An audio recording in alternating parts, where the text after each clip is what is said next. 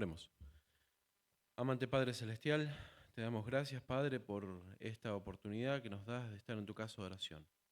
Gracias, Señor, por este día que has seleccionado para estar en compañía nuestra más estrechamente. Guíanos y que sea un mensaje, Señor, de tu boca y no de mi boca, Señor. En el nombre de Jesús, amén.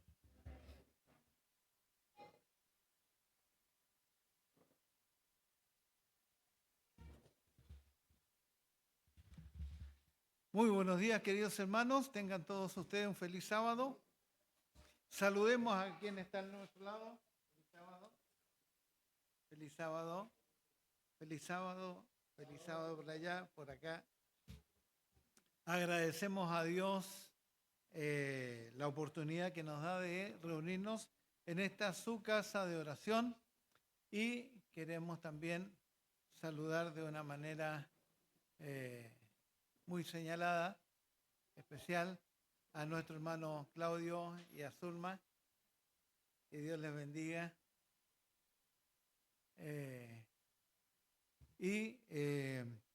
Deseamos y anhelamos que la bendición llegue a través del estudio de la palabra de esta mañana. ¿Sí? Sean todos bienvenidos a la casa del Señor. Vamos a comenzar nuestra adoración a través de la devolución de nuestros diezmos y ofrendas, pero antes vamos a ver el probad y ved. Estaba a punto de ver mi sueño de ser madre de una niña hacerse realidad.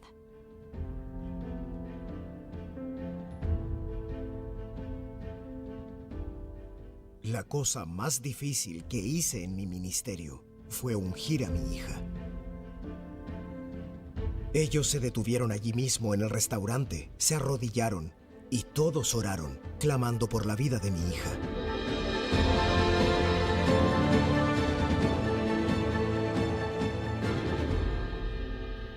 Probad y ved, historias de fe y fidelidad.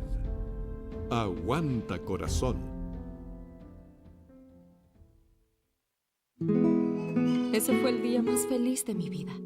Estaba a punto de descubrir que mi sueño de ser madre de una niña se estaba haciendo realidad. Tenía una enfermedad que no me permitía quedar embarazada. La solución sería la fertilización in vitro. El mismo mes en que el médico me dijo eso, quedé embarazada. Y eso para mí ya era un milagro. Pero en cuestión de segundos, todo cambió. Durante la ecografía, notamos que el semblante del médico cambió.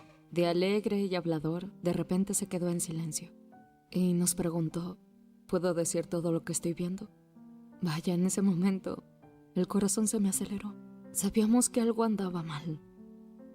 Y entonces nos dijo, la bebé tiene una cardiopatía incompatible con la vida. Las arterias están invertidas. Y tan pronto como nazca necesitará una cirugía. A pesar del riesgo de no poder traerla a casa, confiábamos en el amor y la soberanía de Dios. Y sabíamos que Él tenía todo bajo control. Así que, a pesar del golpe, continuamos con los preparativos para la llegada de nuestra hija, aún sabiendo que podríamos regresar a casa sin ella.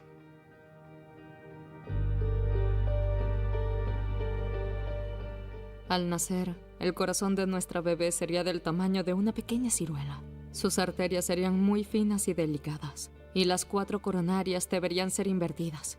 Si las arterias quedaban bien, la probabilidad de supervivencia sería del 95%. Pero si las arterias estuvieran dañadas, las posibilidades disminuirían mucho. Entonces nuestra oración pasó a ser literalmente por la anatomía del corazón de nuestra hija. El parto fue un momento de gran expectación. Los equipos de obstetricia y cardiología estaban ansiosos para saber cómo ella reaccionaría al respirar por primera vez. Y nuestra hija nació hermosa. Pero pronto tuvo que ir a la UCI y después de 2 días fue sometida a una cirugía. No pude tomar a mi hija en brazos. Solo pasó junto a mí rumbo a cuidados intensivos. La bendije y le dije, hija, tienes que ser fuerte y valiente. La cosa más difícil que hice en mi ministerio fue ungir a mi hija para esa cirugía. Fue así un sentimiento de impotencia. No podía hacer nada por ella. Cerca de la medianoche, cuando terminó la cirugía, nos llamaron para ir a ver a nuestra hija en la UCI. Estaba hermosa No parecía que lo hubieran operado. El jueves por la mañana estaba bien, todo tranquilo. Pero a eso del mediodía, William vino a decirme que algo había pasado. Y entonces corrí a la UCI. La doctora dijo: tómale la mano, bésala, convéncela de que se quede, porque se está yendo. Y llamé al presidente de nuestra asociación y le dije: pastor, oren por mi hija, se está muriendo. Estaban en el concilio en la hora de almuerzo y luego me enteré de que dejaron de comer y en el mismo restaurante se arrodillaron y todos oraron, clamando por la vida de mi hija. Después de 26 días, pudimos traer a Julia a casa. Nuestra hija era un milagro que cabía en nuestro regazo. Julia creció fuerte y sana, y llegó un momento en que empezó a pedir un hermanito. Y la oración de Julia era siempre la misma: querido Padre, por favor dame un hermanito sano. Y en su bondad, Dios nos envió a Felipe muy saludable para completar nuestra familia. Todos los años, cuando Julia tiene que chequearse el corazón, me siento muy angustiada, porque yo pienso, ¿estará todo bien con ella? ¿Tendrá otro tipo de problema? Y entonces recuerdo cómo Dios nos sostuvo hasta aquí. Nosotros adoramos a un Dios bondadoso. Probad y ved. Ha llegado el momento para que adoremos juntos a través de los diezmos y de las ofrendas.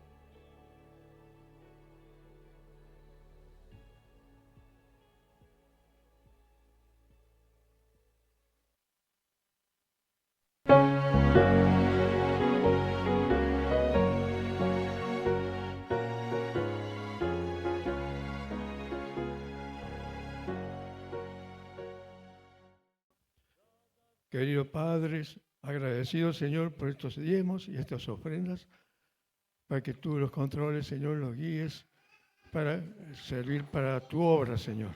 Te lo pedimos en el nombre de Jesús. Amén. Continuaremos nuestra alabanza al Señor y ahora a través del canto. Así que les invito, hermanos queridos, a ponernos en pie para entonar el himno 21.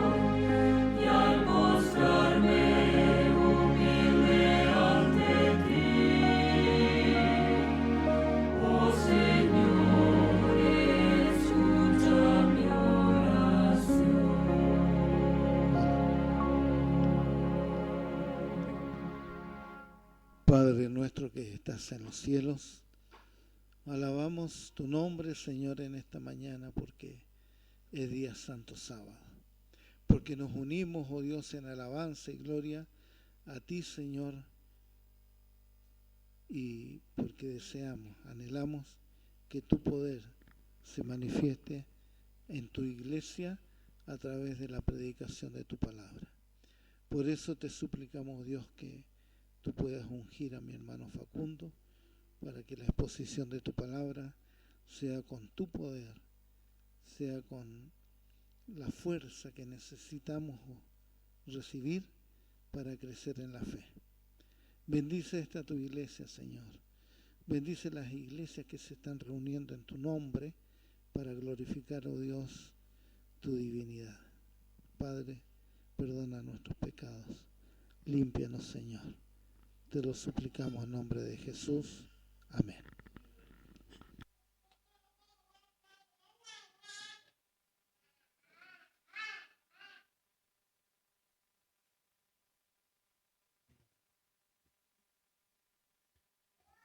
Muy bien, nuestros niños también son privilegiados al tener la adoración infantil. Nosotros miremos para otros lados, pero yo sé que nuestros oídos van a estar atentos también. Invitamos a todos los niños entonces a ubicarse.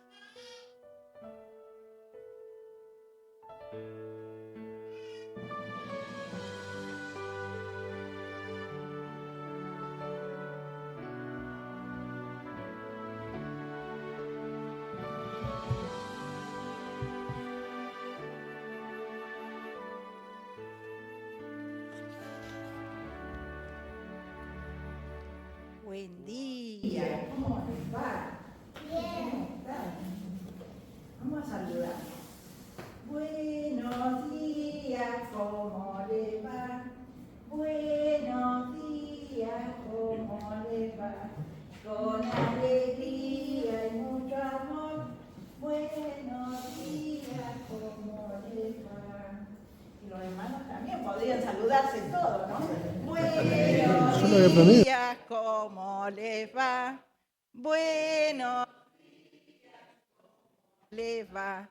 Con alegría y mucho amor. Buenos días, ¿cómo les va? Feliz sábado. Fuerte. Feliz sábado, feliz sábado. Amén. Bueno. ¿Ustedes conocen una palabrita que se llama bullying? ¿No sabes qué es bullying? No. Bueno, traducida al español nuestro, quiere decir burla. Cuando te hacen burla. ¿Sí? Buenos días, muy bien, amén. ¿Sí? Bueno, hay gente, mayormente en las escuelas, ustedes lo deben saber, hay chicos que nos hacen burlas, se burlan de nosotros de alguna forma, ¿sí? Y nosotros tenemos un pastor, nosotros somos ovejitas del Señor, ¿no es cierto? Y cuando alguien nos quiere hacer burla o nos quiere hacer daño, ¿qué tenemos que hacer nosotros? Orar y decirle al Señor, Señor, estamos en tus manos, queremos que nos cubras, que nos ayude, que no nos hagan daño. Entonces, aparte de orar, tenemos que ir y decirle a la mamá, al papá, al maestro, a la maestra que no esté con nosotros, lo que nos está pasando, ¿sí? Y encomendamos al Señor, para que no nos hagan daño, para que no nos toquen nuestros cuerpos, para que no se burlen de nosotros. Como dice Misenio, como las partes que son algunos cuerpos que no se pueden tocar y las manos sí se pueden tocar. Muy bien, así que como enseña la maestra, que los cuerpos no se tienen que tocar, ¿sí? ¿A vos también te enseña la maestra eso? Sí, a nosotros. Los cuerpos del otro son sagrados. Muy bien. Entonces, nuestros cuerpos son sagrados porque somos ovejitas ¿de quién? Del Señor. Y Jesús nos cubre con su santo nombre y nos ayuda. Y vamos a leer un versículo.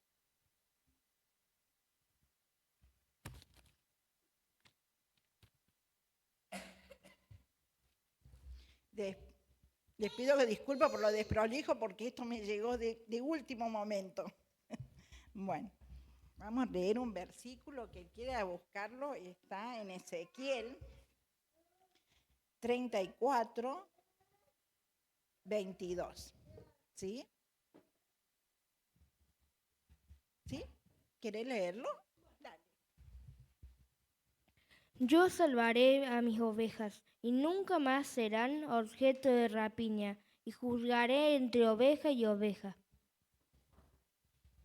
Eso quiere decir que el Señor Jesús nos está cubriendo todo el tiempo y Él va a hacer justicia para los que nos hagan daño, nos quieran hacer daño, porque Él nos cubre con su santo nombre y su manito que está ahí cuidándonos, ¿sí?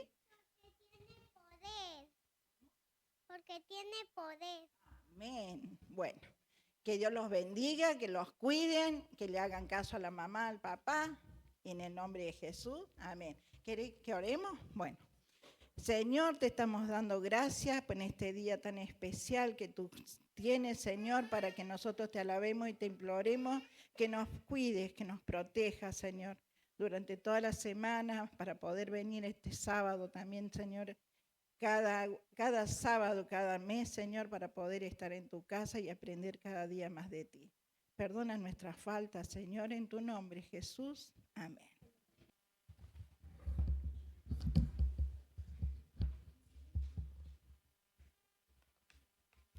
Bueno, damos gracias a Miriam por la historia. ¡Feliz sábado! Está frío hoy. ¡Feliz sábado! Bien, vamos entrando en calor. Bueno,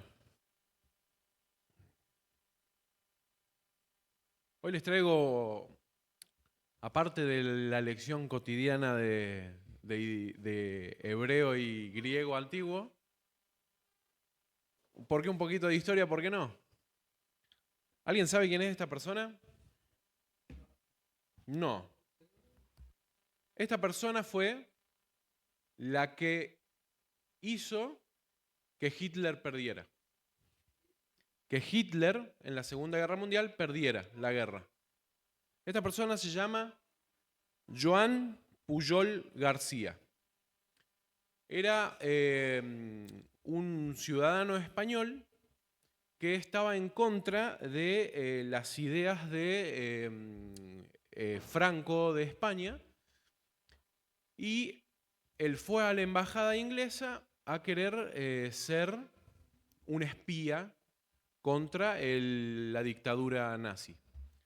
Se le burlaron y le dijeron que no, así que bueno, fue a la embajada alemana con el mismo propósito, pero al revés. Empezó a darles informaciones falsas a los alemanes. Cuando los ingleses empiezan, las fuerzas aliadas empiezan a tomar estas transmisiones que daban los alemanes, decían, pero esto no es cierto, no vamos a hacer esto. ¿De dónde están sacando esta información? No tiene sentido que nos mientan con algo que sabemos nosotros que no es cierto. Como que había una tropa que estaba por invadir tal lugar. Entonces empezaron a investigar quién era este espía, y fue Pujol y se presentó, soy yo. Lo contratan y se vuelve un doble espía. Él trabajaba las 24 horas casi del día, siendo espías falsos para los alemanes y brindando información que los aliados le daban, ¿sí? Ahora, él fue una pieza fundamental para la operación que se llamó Operación Fortitude. ¿En qué consistía? Decirle a los alemanes que iban a recibir una invasión en las playas de Calais, que era el punto más cercano entre el campo Kent y la otra orilla, ¿sí? Dejando libre la bahía de Normandía, ¿sí? Que era un lugar que los alemanes pensaban que los aliados iban a invadir. ¿Por qué? Porque era un lugar que geográficamente daba para una buena invasión, tanto humana como mecánica. Entonces el trabajo de Pujol fue engañar a los alemanes diciendo que en Kent había una mega coalición, ¿sí? ¿Qué había en este campo? Los aviones de reconocimiento pasaban y veían que había tanques, camiones, casas, huellas de tanques, ¿sí? Un ejército impresionante. Incluso había barcos. Estaba el muelle lleno de barcos, ¿sí? Ahora, lo que los alemanes no sabían es que eran inflables. Era un ejército fantasma. Mientras los alemanes miraban engañados al campo Kent, las verdaderas tropas aliadas en el sur se preparaban para desembarcar en Normandía. Fue un maestro del engaño. Hitler reforzó el paso de Calais y descuidó la playa de Normandía. Ahora, la Biblia nos enseña que hay otro maestro del engaño, mucho mejor que Pujol. Apocalipsis 12, 3 y 4 dice: y aconteció otra señal en el cielo. He aquí un gran dragón escarlata que tenía 7 cabezas y 10 cuernos, y en sus cabezas 7 diademas, y su cola arrastraba la tercera parte de las estrellas del cielo y las echó en tierra. Y el dragón se paró enfrente de la mujer que estaba en labor de parto, a fin de devorar a su hijo cuando naciera. Ahora, ¿qué nos está diciendo esto? Antes de que existiera el pecado en la tierra, hubo una batalla en el cielo, ¿sí? Por un lado, Miguel y sus ángeles, y por el otro lado, el dragón y sus ángeles, podríamos decir. Apocalipsis 12, 7 y 8 continúa diciendo: después hubo una gran batalla en el cielo, Miguel y sus ángeles luchaban contra el dragón, y luchaba el dragón y sus ángeles, pero no prevalecieron y se halló más lugar en el cielo para ellos. ¿Sí? Ahora, vamos a desenmarañar todo este simbolismo que está diciendo acá Apocalipsis, ¿sí? Primero, ¿quién es el dragón y quiénes son las estrellas que arrastra con su cola? ¿Sí? Apocalipsis 12:9, continuamos y dice: y fue arrojado el gran dragón, la serpiente antigua, que se llama Diablo, ¿y qué? Y Satanás. Entonces, ¿quién es el dragón? Satanás. El cual dice que engañó al mundo entero. Fue arrojado a la tierra él y sus ángeles fueron arrojados con él. Notamos la similitud de Apocalipsis 12, 3 y 4 con Apocalipsis 12, 9. ¿Sí? Está hablando del mismo acontecimiento. Entonces, Satanás es el dragón. Ahora, las estrellas, vemos con este versículo que ¿qué son? Los ángeles, ¿sí? Satanás arrastró a una tercera parte de los ángeles con su cola. Ahí vamos a ir a ver qué es lo que significa la cola, ¿sí? Ahora, ¿cuántos ángeles había o hay en total? No es un número exacto, pero la Biblia nos da un estimativo. Y eso lo podemos ver en Apocalipsis 5:11. Y leo y dice: y miré y oí la voz de muchos ángeles alrededor del trono, y los seres vivientes, y de los ancianos, y su número era millones de millones. En la versión original del griego no existe esto de millones de millones. La palabra millón en griego no existe.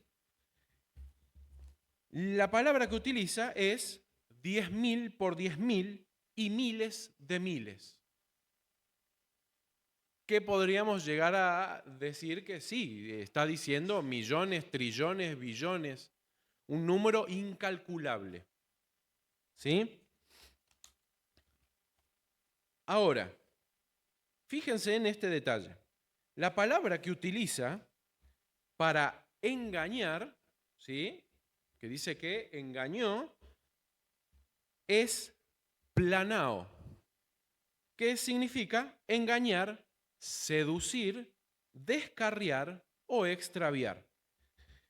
Ahora, la palabra que utiliza para diablo, ¿sí?, que de ahí su base, es diabolo. ¿Qué significa? Engañador o calumniador. ¿Sí? Entonces, ¿qué significa la cola? La respuesta la tenemos ¿dónde? En la Biblia misma. La Biblia no es un libro de texto, es un libro de contexto. ¿Sí? Apocalipsis dice que con la cola arrastró la tercera parte de los ángeles. Ahora, Isaías 9:15, fíjense lo que dice. Isaías 9:15 dice: el anciano y venerable de rostro es la cabeza. El profeta que enseña mentiras, ¿qué dice? Es la cola. ¿Quién es la cola entonces? El profeta que enseña mentiras. Ahora, ¿cómo logró convencerlos a los ángeles?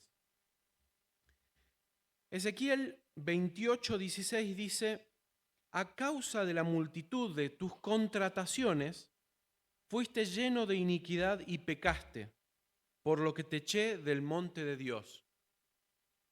A causa de tus contrataciones. ¿Qué es lo que quiere decir con tus contrataciones? Como yo siempre digo en mis sermones, en las traducciones al español se pierde muchísimo del significado. Entonces, para entenderlo, ¿qué tenemos que hacer? ¿Quedarnos con el que escuchó la historia o con el que vivió la historia? Con el que vivió la historia. Tenemos que ir al original. Ahora, la palabra para contrataciones aparece en 2 versículos más. El primero es Ezequiel 22:9, que dice: calumniadores hubo en ti para derramar sangre, y sobre los montes comieron de ti, hicieron en medio de ti perversidades. La misma palabra de contrataciones la usa en calumniadores.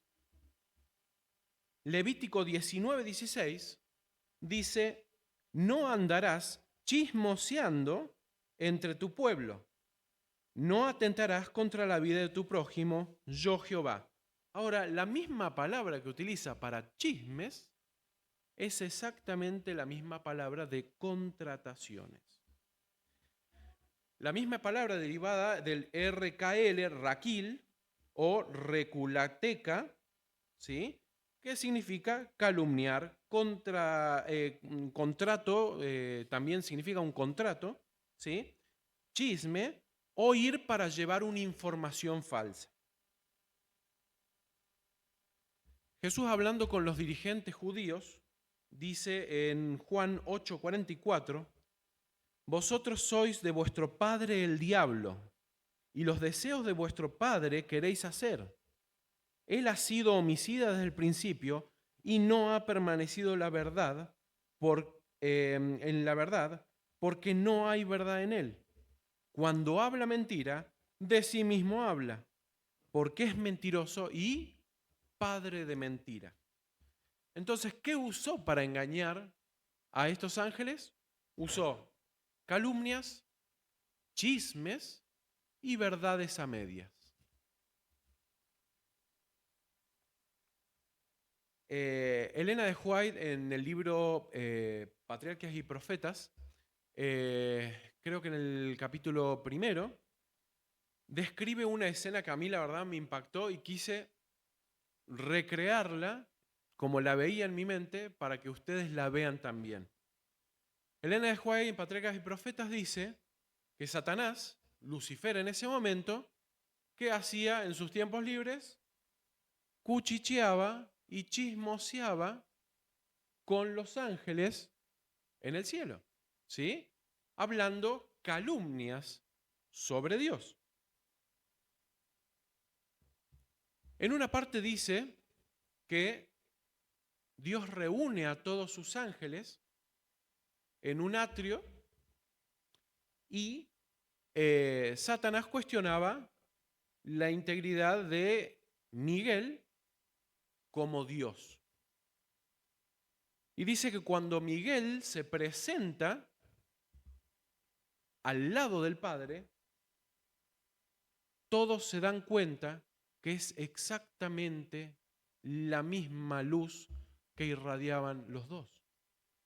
Tanto Miguel como Dios eran lo mismo, la misma esencia, la misma naturaleza. Todos los ángeles al ver esto, ¿qué hicieron? Se arrodillaron ante Dios, ¿sí? Elohim, dioses, incluso Lucifer. Pero Lucifer se arrodilló con un sentimiento de resentimiento, de odio. ¿Hacia quién? Hacia Miguel. Y ahí es cuando decide pecar en su corazón. Se enalteció y dijo, subiré a lo alto del monte de Dios y seré semejante al Altísimo, seré igual a Dios. Ahora, vamos a ver quién es Miguel.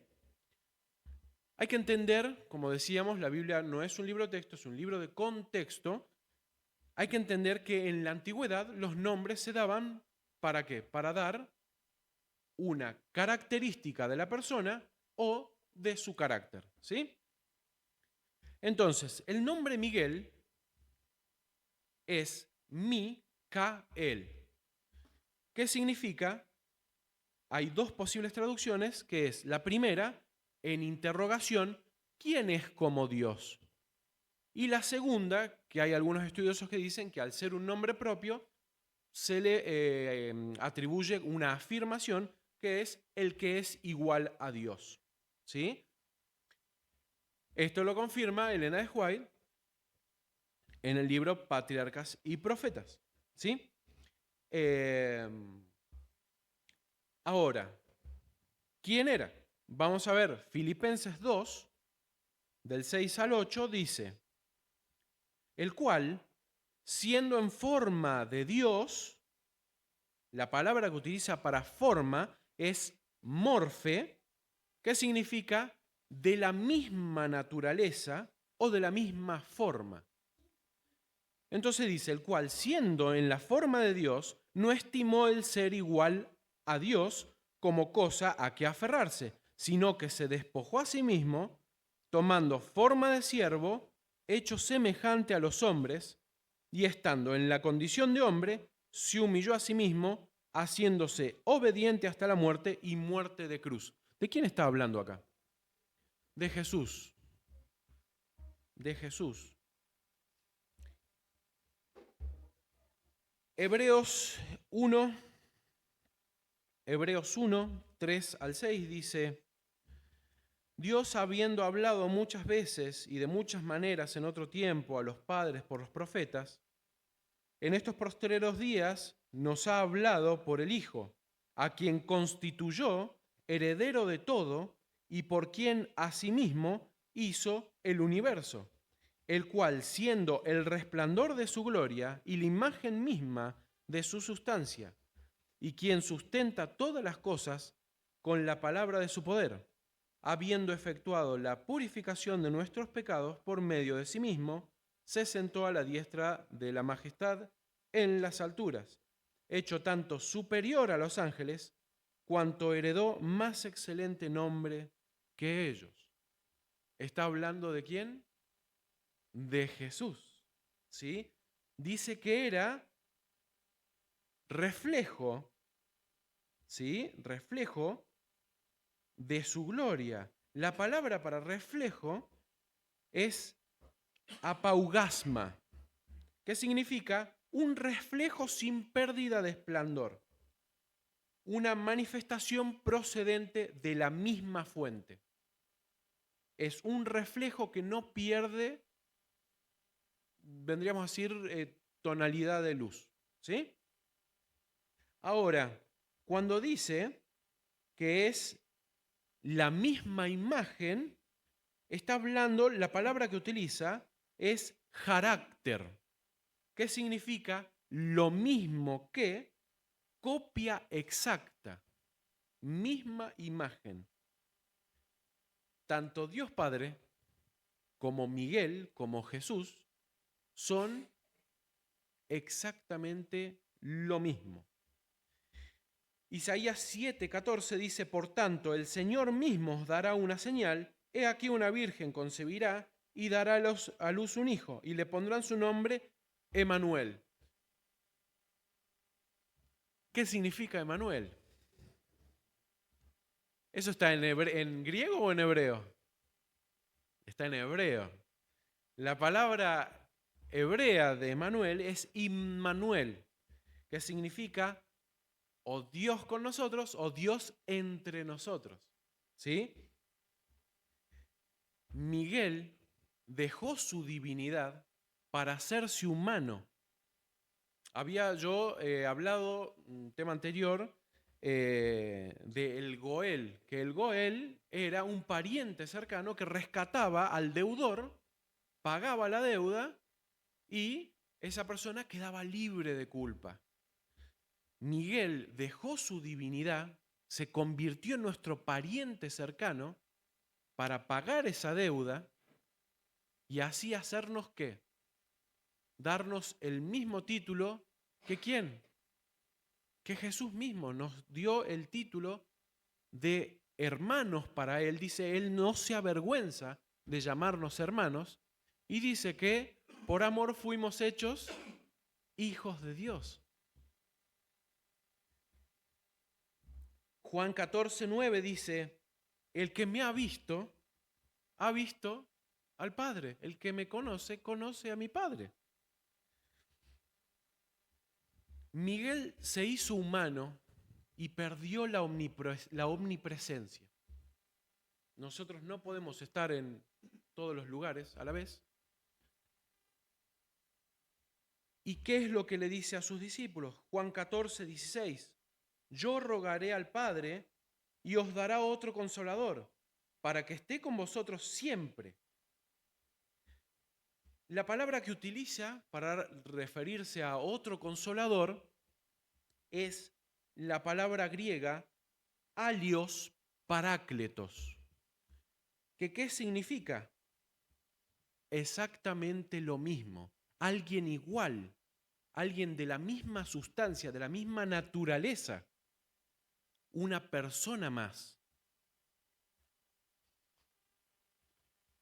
Ahora, hay una persona que llegó a tener la misma gloria que Dios.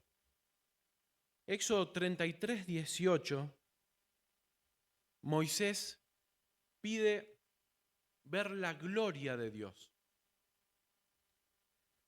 Ahora es muy curioso lo que Dios le hace pasar a Moisés. Dios le dice, haré pasar delante de ti mi nombre, ¿sí? ¿Alguien que lo quiera leer? Así lo vemos más en contexto. Éxodo 33:18.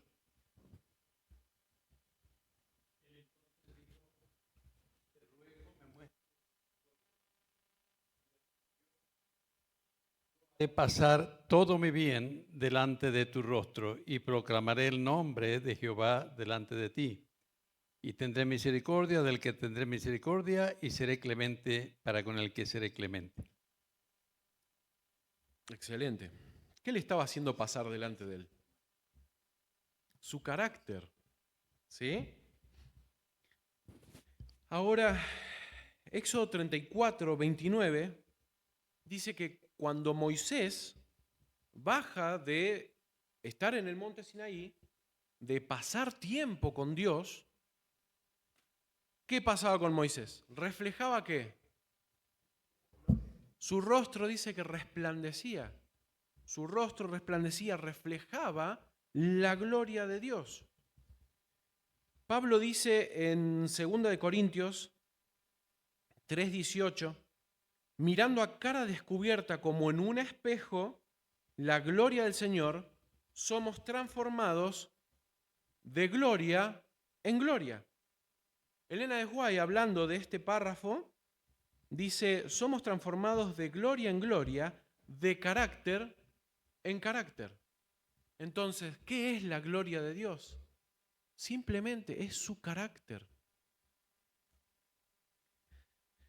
El chisme, las calumnias, las mentiras trajeron la decadencia y la destrucción a este mundo.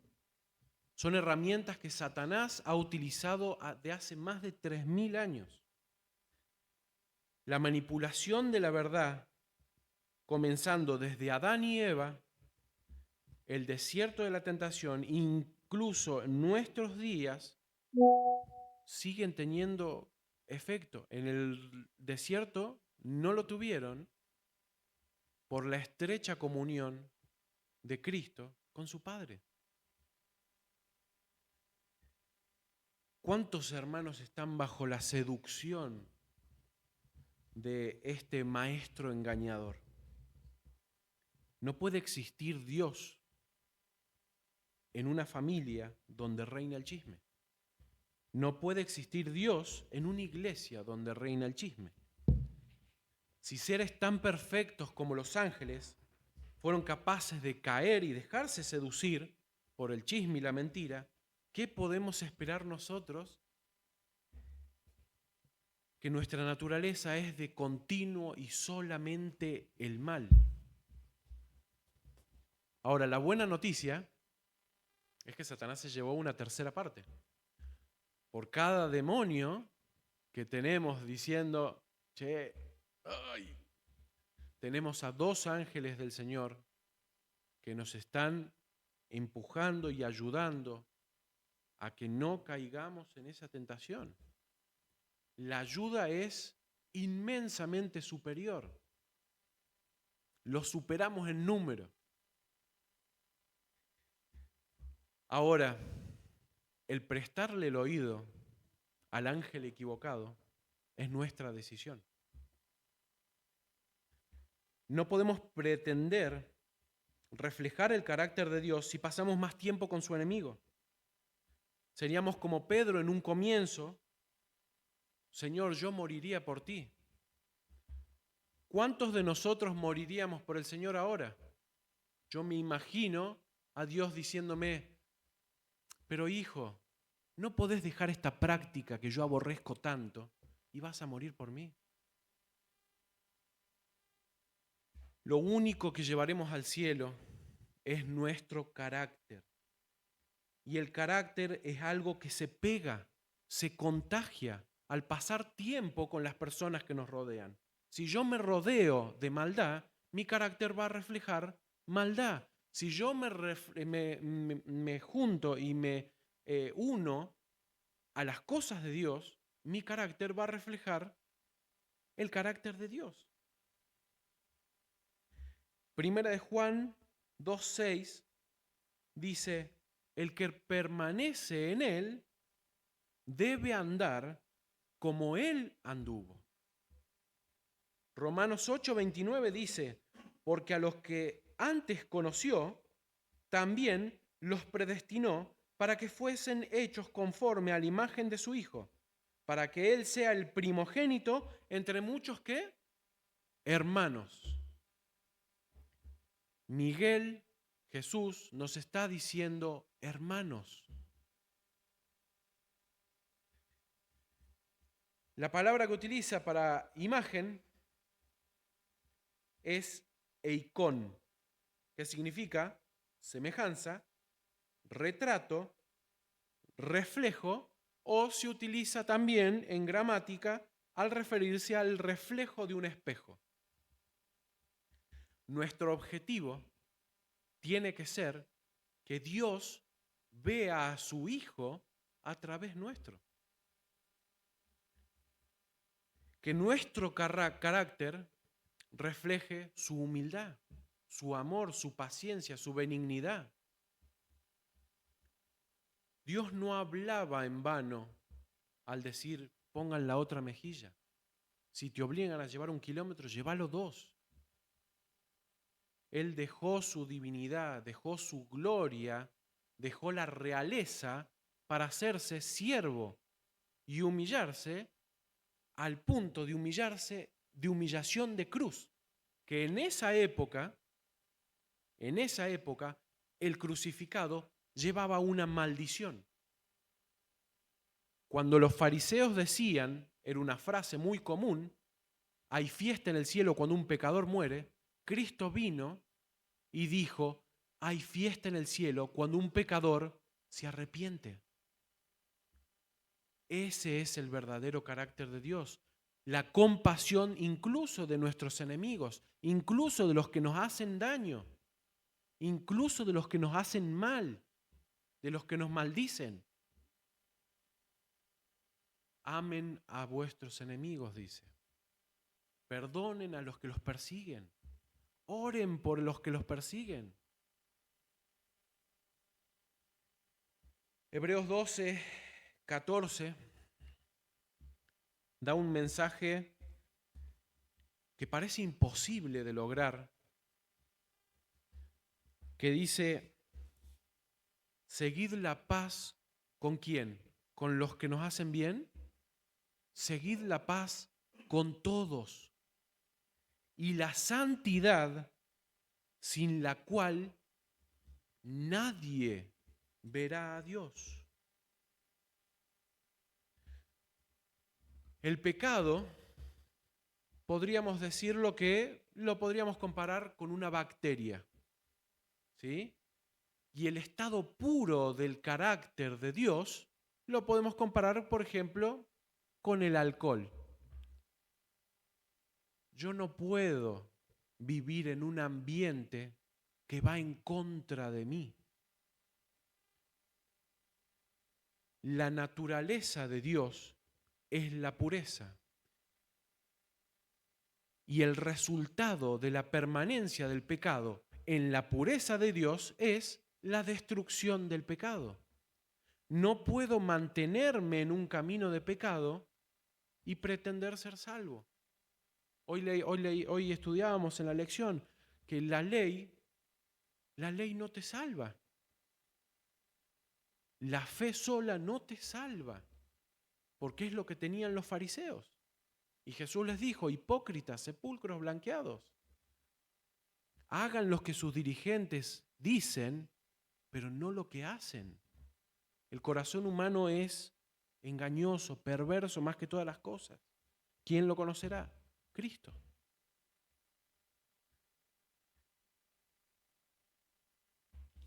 El mensaje para hoy es que le pidamos a Dios que así como estudiamos en la lección, que la ley es como un espejo que nos refleja nuestros defectos, no nos enojemos con la ley, no nos enojemos con Dios, porque estamos viendo un defecto nuestro.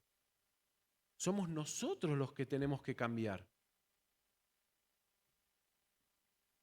Que podamos aceptar la voluntad de Dios, porque Él no es un Dios vengativo, no es un Dios que busca la destrucción del ser humano. Elena de White dice que en la mesa sin fin va a haber asientos vacíos con nombres de personas que no van a estar, porque el plan de Dios no fue destruirnos. El plan de Dios es que todos procedan al arrepentimiento. Él es paciente para con todos, queriendo que todos se salven. No podemos permanecer en la gloria de Dios siguiendo al enemigo de Dios. Tiene que ser nuestro deseo y nuestro deber todos los días pasar tiempo con Dios para que se nos pegue su carácter y podamos reflejar el carácter de Dios. Y ahí recién vamos a dar un buen testimonio de lo que es ser un hijo de Dios. Que el Señor nos acompañe y nos dé la fuerza para llevar esta tarea que no es fácil.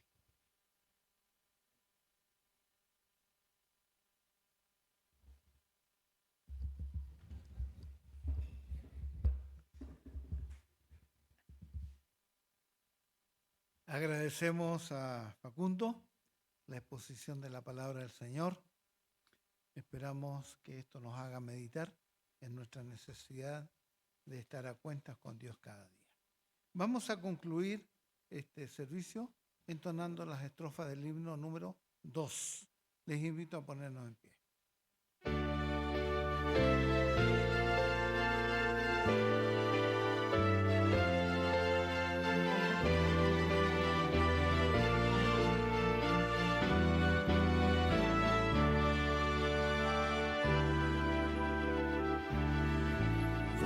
Gloria al Señor, de rodillas adórale, en la hermosura de su santidad, tu plena obediencia cual oro ofreciéndole, con el incienso de grata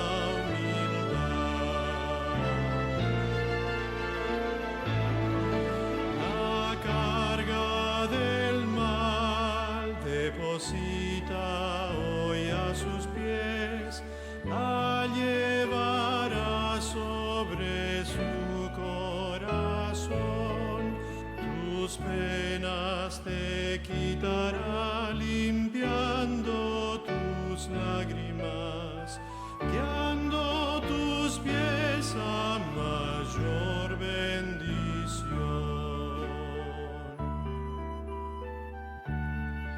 En sus santos atrios a donde convídate, aunque eres pobre no temas entrar, la firme constante fe y el puro sencillo amor, tales ofrendas pon sobre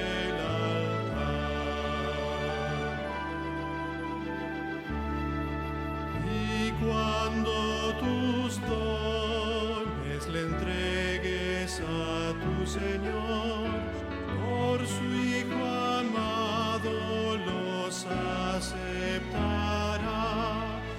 y tras noche lúgubre habrá aurora espléndida, gozo, alegría y paz te dará.